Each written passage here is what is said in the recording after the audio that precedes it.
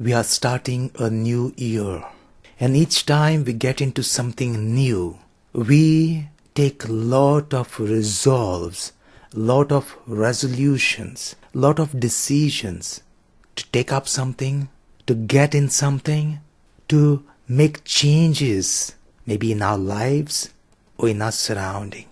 But do you remember what are the resolves and decisions that you took at the start of 2015, or for that matter, for 2014?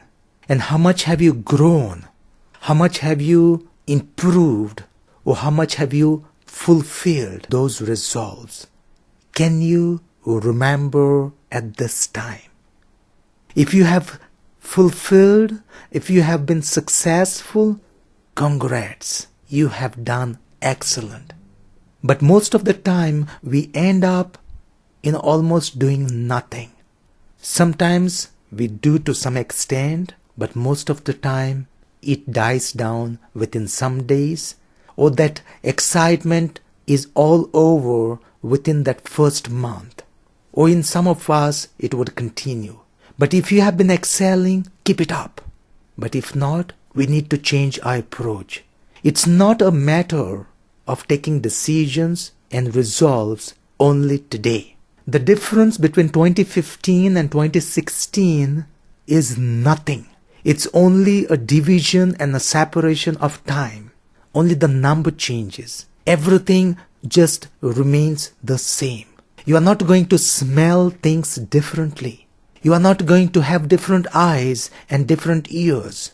You are not going to have a different mouth. So what's the difference? I'm not against taking resolves, taking decisions. I'm not here to dampen your spirit as you enter this new year. But instead of taking tens and hundreds of decisions and resolves, can you just take one? Can you just take one, not to change each and every particular thing, but just take one to change your heart, to change the frame of your life, to change the heart of yours, to change the very foundation so that everything else, your whole perspective is changed. You don't need to decide how you will be with your spouse. You don't need to decide how will you live with your dear one. You don't need to decide how you are going to live at your workplace, on the streets, and in your family. Just decide that you are going to change your heart. You are going to change the approach of your heart. And it's not about deciding once in a year. We need to decide every morning as we wake up. We need to remind ourselves that this is the time, this is the day, this is the hour. And not only every morning, every hour we need to remind us. If you were being told that you have only 8 hours left of your life, how would you spend it? What would you do? You will take utmost benefit of those 8 hours.